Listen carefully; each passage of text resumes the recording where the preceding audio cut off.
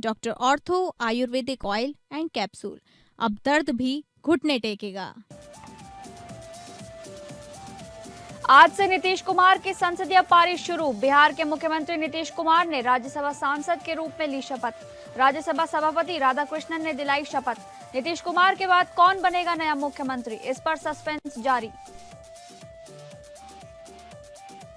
झारखंड में नए वित्तीय वर्ष 2026-27 की पहली कैबिनेट बैठक की तैयारी तेज। मुख्यमंत्री हेमंत सोरेन की अध्यक्षता में 15 अप्रैल को होगी कैबिनेट की बैठक। राज्य हित से जुड़े कई योजनाओं पर लगेगी मुहर। ग्रामीण विकास, स्वास्थ्य और शिक्षा पर होंगे विशेष फोकस। छत्तीसगढ़ के सरगुजा जिले के लुंड्रा में आयोजित किसान सम्मेलन में मुख्यमंत्री विष्णुदेव साय ने किसानों के लिए की सौगात की बरसात। सीएम साय ने सैकड़ों करोड़ के कार्यों का किया लोकार्पण। कृषि, सिंचाई और पशुपालन योजनाओं को आगे बढ़ाने की घोषणा। हर किसान तक योजनाओं का लाभ पहुंचाने पर जोर।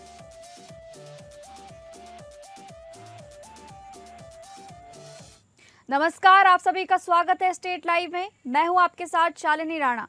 शुरुआत करेंगे स्टेट लाइव की बिहार की खबरों से। बिहार की सियासत के लिए आज का दिन एक बड़े और ऐतिहासिक बदलाव का गवाह बना है। लंबे समय तक सूबे की कमान संभालने वाले नीतीश कुमार ने राज्यसभा सदस्य के रूप में शपथ ली। उपराष्ट्रपति और राज्यसभा के सभापति सीपी राधाकृष्णन उन्हें उच्च सदन की सदस्यता की शपथ दिलाई। शपथ लेने से पहले नीतीश कुमार ने संसद भवन में राज्यसभा में नेता सदन जेपी नड्डा से मुलाकात की। इसी के साथ नीतीश उन चुनिंदा नेताओं की सूची में शामिल हो गए हैं जो चारों सदन यानी विधानसभा, विधान परिषद, लोकसभा और राज्यसभा के सदस्य रहे। नीतीश कुमार के राज्यसभा जाने के साथ ही बिहार में नए मुख्यमंत्री के नाम को लेकर सस्पेंस गहरा गया है। इस बीच नीतीश कुमार के शपथ ग्रहण से पहले पटना स्थित बीजेपी दफ्तर के बाहर सम्राट चौधरी को बिहार का नया सीएम घोषित करने वाले पोस्टर लगाए गए हैं। इन पोस्टरों में से कुछ को पार्टी दफ्तर के कर्मचारियों ने हटा दिया, जिन पर वाल्मीकि समाज का नाम लिखा था। 14 अप्रैल को एनडीए विधायक दल की बैठक में नए मुख्यमंत्री के नाम पर मुहर लग सकती है। नीतीश कुमार ने राज्यसभा के लिए चुने जाने के बाद 30 मार्च को ही बिहार विधान परिषद एमएलसी की सदस्यता से इस्तीफा दे दिया था। वरिष्ठ मंत्री विजय कुमार चौधरी ने स्पष्ट किया कि नीतीश कुमार शपथ लेने के बाद जल्द ही मुख्यमंत्री पद भी छोड़ेंगे। उन्होंने कहा कि बिहार में बनने वाली अगली एनडीए सरकार पिछले 20 वर्षों से चल रहे नीतीश मॉडल पर ही काम करेगी। मैं नीतीश कुमार जो राज्यसभा का सदस्य निर्वाचित हुआ हूँ, सत्य निष्ठा से प्रतिज्ञान करता हूँ कि मैं विधि द्वारा स्थापित भारत के संविधान के प्रति सच्ची श्रद्धा और निष्ठा रखूँगा। मैं भारत की प्रभुता और अखंडता अक्षुण्ण रखूँगा तथा जिस पद को मैं ग्रहण करने वाला हूँ उसके कर्तव्यों का श्रद्धापूर्वक निर्वहन करता हूँ। आपका नमन सर, प्रणाम सर। राज्यसभा सांसद का शपथ लेने के बाद अब बिहार में पहली बार बीजेपी के मुख्यमंत्री बनने वाले हैं। उधर तेजस्वी यादव ने बीजेपी पर हमला तेज कर दिया है। तेजस्वी ने बीजेपी पर निशाना साधते हुए कहा कि बिहार में अपराध चरम सीमा पर है और डबल इंजन की सरकार में किसानों, पेंशन भोगियों और सरकारी कर्मचारियों की स्थिति खराब है। उन्होंने कहा कि ओला गिरने से फसल को नुकसान पहुंचा है, लेकिन सरकार ने कोई सहायता नहीं दी है। पेंशन की स्थिति भी वही है और कई सरकारी कर्मचारियों को वेतन नहीं मिला है। तेजस्वी यादव ने यह भी कहा कि उनकी अपनी वेतन की भी अभी तक नहीं मिली है, जो उनकी सरकार के प्रति नाराजगी को दर्शाता है।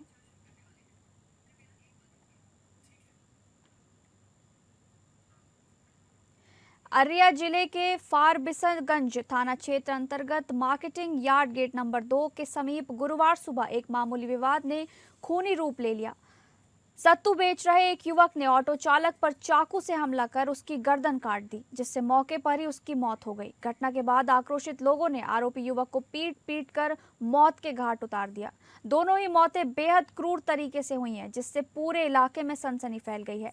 घटना की जानकारी के अनुसार सुबह करीब 10 बजे मार्केटिंग यार्ड गेट नंबर 2 पर सत्तू बेच रहे युवक से ऑटो चालक ने कुछ कहा, जिसे लेकर दोनों के बीच तीखा विवाद हो गया। गुस्साए सत्तू विक्रेता ने अचानक चाकू निकालकर ऑटो चालक पर हमला बोल दिया और उसकी गर्दन से धड़ अलग कर दिया। इस जघन्य घटना की खबर फैलते ही मौके पर भारी भीड़ जमा हो गई। आक्रोशित लोगों ने सत्तू दुकानदार आरोपी को पकड़कर जमकर पीटा और उसे मौत के घाट उतार दिया। घटना के बाद इलाके में अफरा तफरी का माहौल छा गया। गुस्साए लोगों ने सुभाष चौक के समीप सड़क जाम कर दिया और आगजनी भी की। मौके पर भारी संख्या में पुलिस बल और अनुमंडल पुलिस पदाधिकारी पहुंच गए। पुलिस ने तुरंत स्थिति को नियंत्रित करने की कोशिश की। अनुमंडल पुलिस पदाधिकारी मुकेश कुमार साहा ने बताया कि मामले की जांच चल रही है और दोषियों के खिलाफ सख्त कार्रवाई की जाएगी। वर्तमान में पूरे इलाके में तनावपूर्ण स्थिति बनी हुई है। पुलिस बल कैंप कर स्थिति पर नजर रखे हुए है। आज सुबह में एक बहुत दुखद घटना वहाँ पे हुई। वहाँ पर नबी हुसैन करके एक व्यक्ति हैं जो पिकअप ड्राइवर थे। उनका जो झड़प है वो रवि चौहान करके एक व्यक्ति है जो सत्तू वहाँ पर बेचता है। तो उन दोनों में सुबह में किसी बात को लेकर के झगड़ा हुआ और जो चाकू है जिसको कि बरामद भी किया गया है उसके द्वारा जो है निर्मम उनकी जो है हत्या की जाती है। बांका जिला के अमरपुर थाना क्षेत्र के हसनपुर गांव से एक बेहद हृदय विदारक मामला सामने आया है, जहां पति द्वारा पत्नी को प्रेमी के साथ आपत्तिजनक स्थिति में पकड़े जाने के बाद शुरू हुआ विवाद आखिरकार एक दुखद अंत पर पहुंच गया। पंचायत में मामला सुलझने की कोशिश हुई लेकिन कोई समाधान नहीं निकला और अंततः नवविवाहिता ने जहर खाकर अपनी जीवन लीला समाप्त कर ली। मृतका की पहचान लाडो खातून के रूप में हुई है, जिसकी शादी करीब 10 महीने पहले बौसी थाना अंतर्गत कैरी शरीफ निवासी मोहम्मद हासिफ से हुई थी। हासिफ पेशे से बिजली मिस्त्री हैं और काम के सिलसिले में अक्सर घर से बाहर रहता था। बताया जा रहा है कि इसी दौरान लाडो की बातचीत फोन के द्वारा अपने मायके के पास रहने वाले गुरफान नामक युवक से हुई, जो धीरे धीरे प्रेम संबंध में बदल गई। लाडो अपने पति के साथ 7 दिन पहले मायके आई थी। घटना वाले दिन बुधवार को हासिफ किसी काम से बाजार गया हुआ था। इसी बीच गुरफान घर पहुंच गया। जब हासिफ वापस लौटा तो उसने दोनों को कमरे में आपत्तिजनक स्थिति में देख लिया। इस पर विवाद बढ़ गया और आरोप है कि गुरफान ने अपने कुछ साथियों को बुलाकर हासिफ के साथ मारपीट भी की। हंगामे की सूचना पर गाँव में भीड़ जुट गई और मामला पंचायत तक पहुंचा। देर शाम तक चली पंचायत में न तो पति पत्नी को साथ रखने को तैयार हुआ और न ही प्रेमी गुरफान शादी के लिए राजी हुआ। पंचायत ने भी हाथ खड़े करते हुए दोनों पक्षों को अपने अपने निर्णय लेने को कह दिया। इस फैसले के बाद लाडो गहरे सदमे में आ गई। एक ओर पति ने साथ छोड़ दिया तो दूसरी ओर प्रेमी ने भी मुंह मोड़ लिया। मानसिक आघात से टूट चुकी लाडो ने रात में खाना खाने के बाद जहर खा लिया। परिजनों के द्वारा उसकी बिगड़ती हालत देख उसे तत्काल रेफरल अस्पताल अमरपुर ले जाया गया, जहां उसे बेहतर इलाज के लिए मायागंज अस्पताल भागलपुर रेफर किया गया। इलाज के दौरान उसकी मौत हो गई।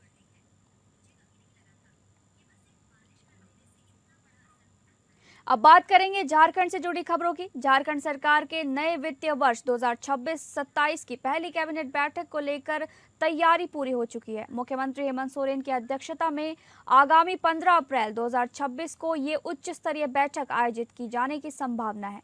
जानकारी के अनुसार राजधानी रांची के धुरवा स्थित प्रोजेक्ट भवन में दोपहर के करीब 3 बजे से ये बैठक प्रारंभ होगी। तो वहीं झारखंड कैबिनेट सचिवालय ने भी इस बैठक को लेकर आधिकारिक सूचना भी जारी कर दी है, जिसके तहत विभिन्न विभागों को महत्वपूर्ण निर्देश दिए गए हैं कि वे अपनी प्राथमिकताओं के अनुसार प्रस्ताव तैयार कर समय सीमा के भीतर भेजें, ताकि उन्हें कैबिनेट के समक्ष विचार में लाए जाने में किसी तरह की परेशानी ना हो।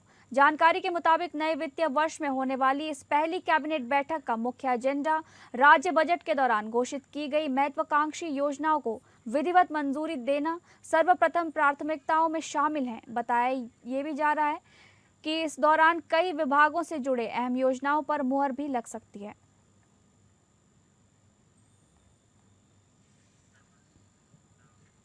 झारखंड में ट्रेजरी घोटाले को लेकर राज्य सरकार के खिलाफ प्रदेश भाजपा का विरोध लगातार बढ़ता ही जा रहा है। बीते कल प्रदेश उपाध्यक्ष भानु प्रताप शाही के बाद आज रांची स्थित प्रदेश कार्यालय में भाजपा के प्रवक्ता अजय शाह ने इस मामले पर जमकर आक्रोश जाहिर किया। दरअसल बोकारो के बाद हजारीबाग ट्रेजरी से 8 वर्षों में 15 करोड़ से अधिक रुपए की अवैध ट्रांजैक्शन का ताजा मामला उजागर हुआ है, जिसके तहत अवैध निकासी में संलिप्त बताए जा रहे 3 पुलिसकर्मियों को गिरफ्तार कर न्यायिक हिरासत में जेल भेज दिया गया है। तो वहीं इस मामले को लेकर पुलिस की कार्रवाई पर सवाल उठाते हुए भाजपा प्रदेश प्रवक्ता ने मुख्यमंत्री हेमंत सोरेन से सीबीआई या अन्य एजेंसियों द्वारा जांच कराने की मांग रखी है।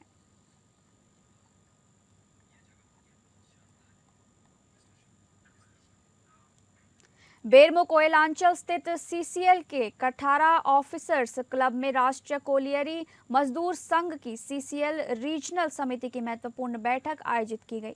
बैठक में कोलियरी में कार्यरत मजदूरों की विभिन्न समस्याओं पर गंभीर चर्चा करते हुए आंदोलन की रूपरेखा तैयार की गई।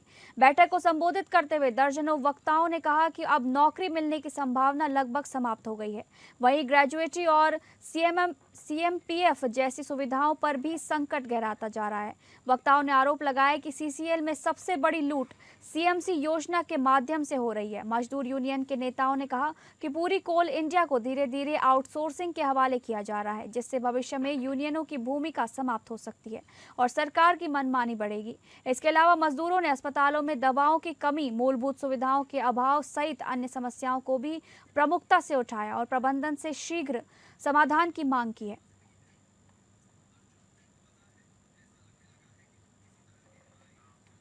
बोकारो उत्पाद विभाग ने नकली शराब बनाने के धंधे का भांडाफोड़ किया है। भारी मात्रा में जब्त किए गए अवैध नकली अंग्रेजी शराब, पिंचिंग मशीन और विभिन्न ब्रांड के रैपर बरामद किए गए शराब की कीमत लगभग 10 लाख बताई जा रही है। बोकारो उत्पाद विभाग ने गुप्त सूचना के आधार पर सियाल जोड़ी ओपी थाना क्षेत्र अंतर्गत मुंदनिया व बस्ती में नकली अंग्रेजी शराब बनाने वाली फैक्ट्री में छापा मारा, जहां से 102 पेटी विभिन्न ब्रांड की नकली अंग्रेजी शराब बनाने के उपयोग में लाई जाने वाली 105 लीटर स्पिरिट, 3 पंचिंग मशीन तथा विभिन्न ब्रांड के स्टिकर, ढक्कन एवं खाली बोतलों को जब्त किया गया। बोकारो उत्पाद विभाग के प्रोबेशन इंस्पेक्टर विनय कुमार सिंह ने बताया कि इस मामले में संचालक मौके से फरार हो गया, जिसके खिलाफ संगत धाराओं में प्राथमिकी दर्ज कराई गई है। सर्वेक्षण में प्राप्त गुप्त सूचना के आधार पर आज दिनांक 9 अप्रैल 2026 को मंदनिया बस्ती स्थित बाउंड्री के अंदर एस्बेस्टस का रूम में हम लोग छापामारी किए हैं। वहाँ पे विभिन्न ब्रांड के नकली शराब 918 लीटर फॉरेन लिकर मिला है और 105 लीटर स्प्रिट मिला है और डिफरेंट ब्रांड के labels, cap and labels and खाली बोतलें मिली है। लगभग 3 पंचिंग मशीनें मिली हैं और इसके बाजार मूल्य लगभग 10 लाख रुपए लगभग बताया जा रहा है और इनके मुख्य अभियुक्त जो है उनका नाम इरफान अंसारी बताया जा रहा है। फुसरो नगर परिषद के मुख्य बाजार में प्रशासन ने सख्त रुख अपनाते हुए बुलडोजर कार्रवाई शुरू कर दी। अनुमंडल पदाधिकारी मुकेश मछुआ के निर्देश पर बैंक मोड़ से लेकर करगली गेट तक व्यापक अतिक्रमण हटाओ अभियान चलाया गया। भारी पुलिस बल, प्रशासनिक अधिकारियों और बुलडोजर के साथ निकली टीम ने सड़क किनारे, पेवर ब्लॉक और नालों पर किए गए अवैध कब्जों को जड़ से उखाड़ फेंका। दुकानदारों में हड़कंप की स्थिति बन गई और लोग आनन फानन में अपना सामान समेटते नजर आए। इस हाई वोल्टेज अभियान का नेतृत्व अंचल अधिकारी संजीत कुमार सिंह ने किया। वहीं बेरमो पुलिस और कार्यपालक पदाधिकारी की टीम भी पूरी मुस्तैदी के साथ मौके पर डटी रही। अब अतिक्रमण किसी भी कीमत पर बर्दाश्त नहीं होगा। छत्तीसगढ़ के मुख्यमंत्री विष्णुदेव साय से गूगल इंडिया के प्रतिनिधियों ने मुलाकात की। राज्य में एआई सक्षम शिक्षा अभियान की शुरुआत रायपुर से होगी, जिसमें 2 लाख से अधिक शिक्षकों को एआई प्रशिक्षण दिया जाएगा। मुख्यमंत्री ने कहा कि एआई आधारित शिक्षा से छत्तीसगढ़ को ज्ञान और नवाचार का केंद्र बनाया जाएगा। गूगल के सहयोग से शिक्षकों को आधुनिक डिजिटल और एआई टूल्स का प्रशिक्षण दिया जाएगा। अभियान की शुरुआत रायपुर से पायलट प्रोजेक्ट के रूप में होगी और बाद में पूरे राज्य में विस्तार किया जाएगा। इस पहल से शिक्षा की गुणवत्ता बढ़ेगी और छात्र वैश्विक स्तर पर प्रतिस्पर्धा बन सकेंगे।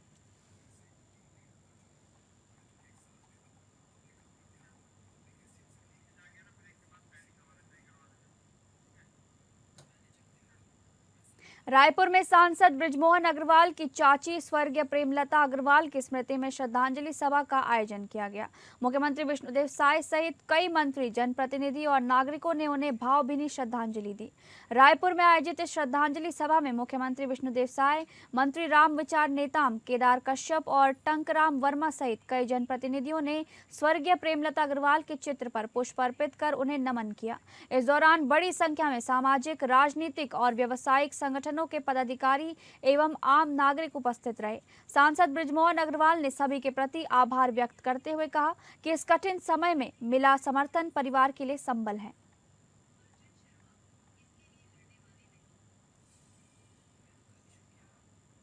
छत्तीसगढ़ के कांकेर जिले में आत्मसमर्पित माओवादियों की जिंदगी अब नई दिशा में आगे बढ़ रही है। चौगेल पुनर्वास केंद्र में उन्हें कौशल प्रशिक्षण देकर मुख्यधारा से जोड़ा जा रहा है ताकि वे सम्मानजनक जीवन जी सकें। ये पहल न केवल उनके जीवन को बदल रही है बल्कि समाज में सकारात्मक संदेश भी दे रही है। जिन हाथों में कभी बंदूक हुआ करती थी, आज वही हाथ काष्ठ, शिल्प, सिलाई और अन्य तकनीकी हुनर में दक्ष हो रहे हैं। चौगेल कैंप में 40 आत्मसमर्पित माओवादियों को काष्ठ शिल्प, इलेक्ट्रीशियन, ड्राइविंग, सिलाई और राजमिस्त्री जैसे विभिन्न क्षेत्रों में प्रशिक्षण दिया जा रहा है। इसके साथ ही उन्हें शिक्षा, स्वास्थ्य और मनोरंजन की सुविधाएं भी उपलब्ध कराई जा रही हैं, जिससे उनका समग्र विकास सुनिश्चित हो सके।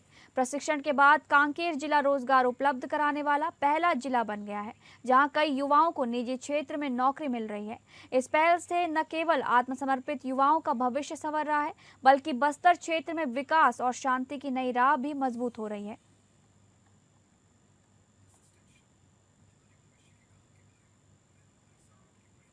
वीबीजी रामजी के प्रभावी क्रियान्वयन में छत्तीसगढ़ अब देश के अग्रणी राज्यों में शामिल हो गया है।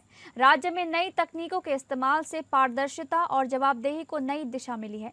ई-केवाईसी, जियो टैगिंग और क्यूआर कोड जैसी आधुनिक तकनीकों के जरिए योजना को अधिक प्रभावी और भरोसेमंद बनाया जा रहा है।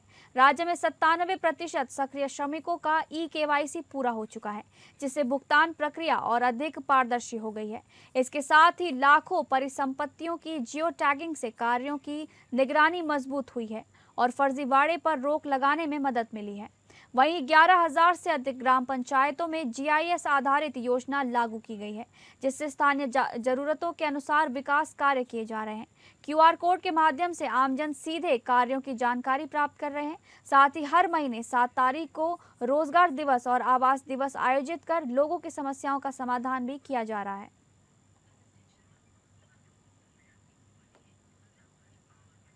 छत्तीसगढ़ में आई गाट साधना सप्ताह के तहत मिशन कर्मयोगी कार्यशाला आयोजित की गई। मुख्य सचिव ने सभी विभागों और कर्मचारियों को आई गॉट प्लेटफॉर्म पर ऑन बोर्ड होने के निर्देश दिए हैं। मुख्य सचिव ने कहा कि आई गॉट प्लेटफॉर्म से शासकीय कार्यप्रणाली में पारदर्शिता और दक्षता बढ़ेगी। सभी अधिकारी और कर्मचारी अपने मोबाइल के माध्यम से भी इस प्लेटफॉर्म से जुड़ेंगे। कार्यशाला में मिशन कर्मयोगी के तहत डिजिटल लर्निंग और क्षमता विकास पर जोर दिया गया।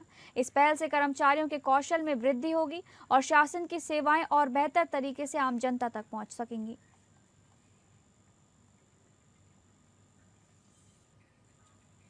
छत्तीसगढ़ के गौरेला पेंड्रा मरवाही जिले में तेज रफ्तार का कहर थमने का नाम नहीं ले रहा है। पेंड्रा गौरेला बाईपास सड़क पर गुरुवार सुबह एक दर्दनाक सड़क हादसे में मॉर्निंग वॉक पर निकली 2 महिलाओं की मौके पर ही मौत हो गई।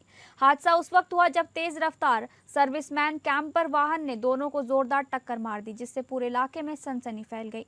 मृत महिलाओं की पहचान सुशीला वर्मा और बेला कली पंसारी के रूप में हुई है। प्रत्यक्षदर्शियों के मुताबिक दोनों महिलाएं रोज की तरह सुबह टहलने निकली थी, तभी तेज गति से आ रहे कैंपर ने उन्हें अपनी चपेट में ले लिया।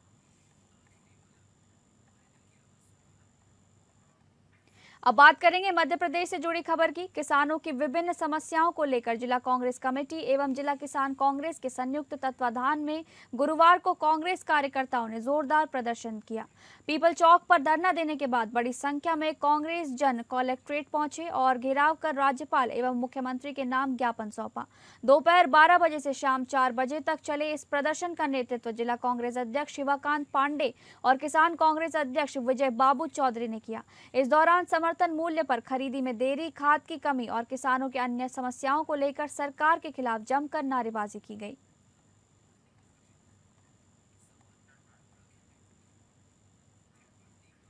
अब बात करेंगे महाराष्ट्र से जुड़ी खबरों की। अजीत पवार के पुत्र पार्थ पवार ने राज्यसभा सांसद के रूप में शपथ ली। इस अवसर के साथ ही उनके राजनीतिक जीवन का एक नया अध्याय शुरू हो गया है। पार्थ पवार को उनके परिवार से मिले राजनीतिक संस्कार और जनसेवा की प्रेरणा को उनकी सबसे बड़ी ताकत माना जा रहा है।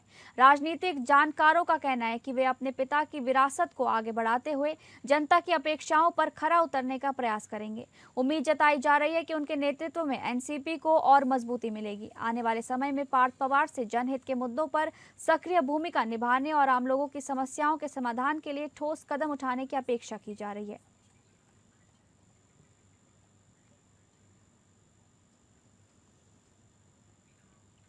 राज्य के आदिवासी विकास मंत्री अशोक वुईके ने सख्त रुख अपनाते हुए कातकारी परिवारों का पुनर्वास उसी स्थान पर करने के स्पष्ट निर्देश प्रशासन को दिए हैं। पनवेल के कातकारी वाड़ी में आयोजित बैठक के दौरान मंत्री ने संबंधित अधिकारियों के साथ विस्तृत चर्चा की। इस बैठक में प्रांत अधिकारी पवन चांडक, पनवेल महानगर पालिका के अतिरिक्त आयुक्त मेघमाले और आदिवासी प्रकल्प अधिकारी गलांडे मौजूद रहे। भूखंड 538 एक पर कई वर्षों से रह रहे करीब 36 कातकरी परिवारों के पुनर्वास का मुद्दा प्रमुख रूप से उठाया गया।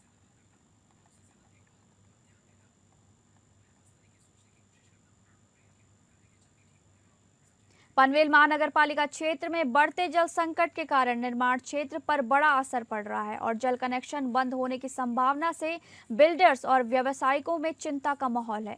पनवेल महानगर पालिका क्षेत्र में गंभीर जल संकट उत्पन्न हो गया है, जिससे आम नागरिकों के साथ साथ निर्माण व्यवसाय से जुड़े लोगों को भी भारी परेशानी का सामना करना पड़ रहा है। पीने के पानी की कमी को देखते हुए प्रशासन द्वारा निर्माण परियोजनाओं को दिए गए जल कनेक्शन बंद करने पर विचार किया जा रहा है, जिससे पूरे निर्माण क्षेत्र में हलचल मच गई है। कामोठे, खारगर और तलोजा क्षेत्रों में पानी की आपूर्ति कम होने के कारण नागरिकों को टैंकर पर निर्भर रहना पड़ रहा है। हाल ही में हुई महानगर पालिका की सभा में भी ये मुद्दा प्रमुखता से उठाया गया।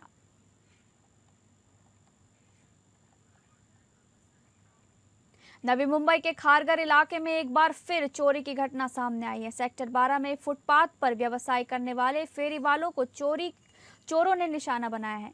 मिली जानकारी के अनुसार देर रात एक युवक हाथ गाड़ी लेकर इलाके में पहुंचता है और नारियल पानी बेचने वाले फेरी वाले के नारियल चुराकर फरार हो जाता है। ये पूरी घटना पास लगे सीसीटीवी कैमरे में कैद हो गई है। इस घटना के बाद स्थानीय फेरी वाले और व्यापारियों में डर का माहौल है। लगातार हो रही चोरी की घटनाओं से व्यापारी परेशान है। वहीं पुलिस की कार्यप्रणाली पर भी सवाल उठाए जा रहे हैं।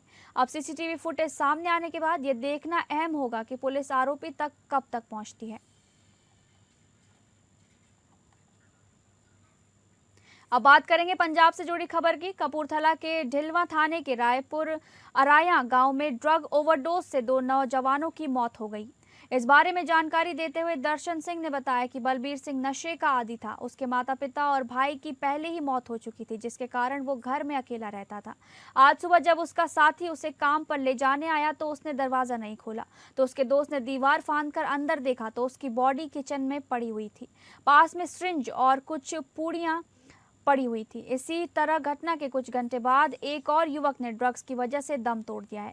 जानकारी देते हुए गांव के मुखिया स्टीफन काला ने बताया कि हंसराज का बेटा शैली गांव के टिब्बी पीर साइड में इंजेक्शन लगने के बाद बेहोश पड़ा मिला।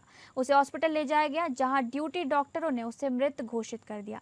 इस घटना के बाद गांव वालों में भारी विरोध है। लोगों ने सरकार और पुलिस एडमिनिस्ट्रेशन के खिलाफ गुस्सा जाहिर करते हुए कहा कि इलाके में चिट्टा की बिक्री बेरोक टोक चल रही है।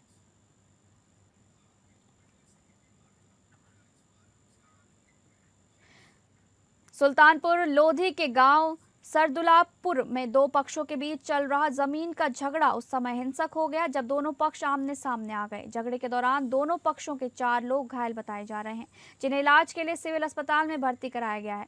मौके पर अफरा तफरी का माहौल बन गया। सूत्रों के मुताबिक दोनों पक्षों के बीच जमीन को लेकर काफी समय से झगड़ा चल रहा था, जो हिंसक हो गया। पुलिस मामले की जाँच कर रही है और कहा है कि दोषियों के खिलाफ सही कार्रवाई की जाएगी।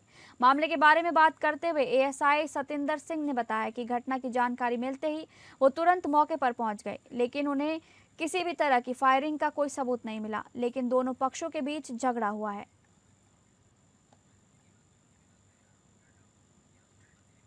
फिलहाल स्टेट लाइव में बस इतना ही। नमस्कार।